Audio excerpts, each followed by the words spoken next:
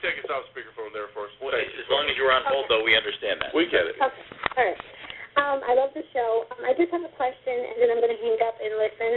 I'm not exactly sure which game this was, but a commentator said that Patton quoted saying that Johnny Manziel had a problem with reading the field, like he was reading half of the field. And I was just wondering, do you guys think that that's one of the reasons why he hasn't put him in? Well, it could be anything. If he was ready, they would have put him in yesterday. That's what I've said all along. If they thought he was the better quarterback, he'd already have been playing. Right. Now, after seeing Brian Hoyer not play well again, Kizzy, maybe they think that he is the better quarterback. I personally think we're going to find out in about 3 hours. Yeah.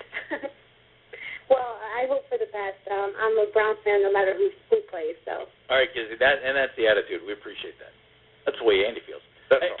on line one, our new best friend. He's Mark Anthony in Las Vegas. Hello, Mark. Hi, guys. Yeah, Mark Anthony DeBello. I know you were trying to search for me and look for me, and if it helps, the website was NFL-ESP.com. But thank you very much for having me on last week and this week, and to your producer, and especially to you, Andy. I don't know, are you under or over 53, if I may ask? I am under 53. Under 53. Okay. Well, I see you. I don't get any love, Mark? What, Mr. Jet? Mr. Phelps, are you under or over 53? If you're under 53, I can call you by your first name. If you're older than me, I have to call you Mister. That's basically there you go. the over-under. But I wanted to thank you again, and I'm sorry to see that the Browns, I was listening to the show this morning, that the Browns did go with Hoyer. The result was expected, and it will be expected again against Cincy. I like the gentleman who did the projections on what Cleveland would do the rest of the season.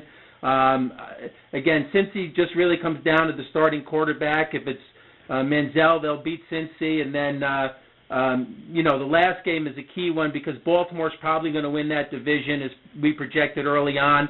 And then that will be Cleveland's Super Bowl, which you see in the last week of the season a lot, especially the last 2 weeks. Teams who are out of it, they have the opportunity to be motivated by knocking out playoff contention teams.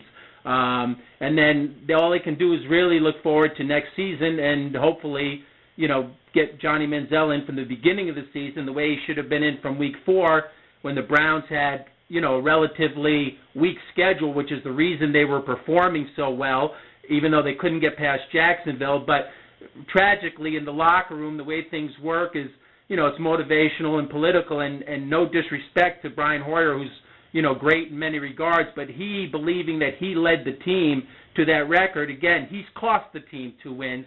Manziel is a 2+2 win kind of quarterback, and no disrespect. I like Coach Pettin. Actually, he's done Mark, a great. You got to explain that to us though. The +2. Where is that coming from? Well, first of all, you had asked me last week about the model. It's just a lot of data, and if you had seen Johnny Manziel's combine, which I did, and actually when I spoke with you guys last week, I didn't see the tape yet on when he got in. He looked great when he got in, not this week, but the week before. So he's done nothing wrong. Look how well Mike Evans is doing for, as an A&M guy. Sure, Look, he looks good. Yeah, I mean, there's a reason that A&M beat Alabama and broke ground with winning the SEC, and it was because of this quarterback. And don't tell me that he's not better than Bridgewater, Carr, and other guys, rookies who have gotten in.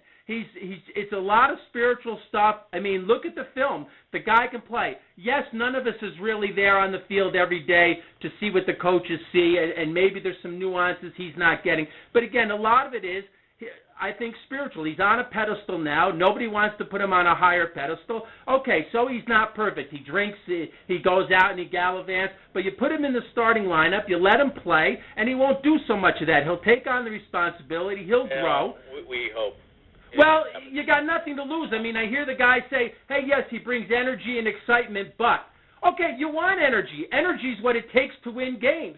The guy can play football. Look what you've gotten with Brian Hoyer. It doesn't happen overnight. Look at the lack of attrition of the offense from week 4, the bye week. Now they finally play a good team, Indianapolis. All these other teams were very weak rated, and they go +2 in the turnover chart and still can't win. It was quite simple. Hey, Mark, any good Bernie stories? Thank you very much. Wait, can you give us a Bernie story? You got a Bernie story? Yes, I do. He actually, I saw this especially did about his pop, and I really feel for him. I kind of have the same relationship with my pop. But Bernie we were in practice once, and I was a wide receiver with Vinny Testaverde, and I just remember telling, Vinny to hang in there, that Bernie was so good that he would leave and Vinny would get his chance, because I used to work out with Vinny a lot, and Vinny never thought he would make it. But actually, this is true. Bernie could hit a dime at 50 yards. I never saw a smarter quarterback who was more accurate than Bernie Kosar. And Vinny had the better arm, and and I was fortunate and blessed enough to be able to catch for both of them. But listen, I just want to thank you guys again. Thank you. Our pleasure, Mark. No, the honor was mine. Thank you, guys. Thank you. All right. Number 8. Could be anything. If he was ready, would have put him in yesterday. That's what I'm telling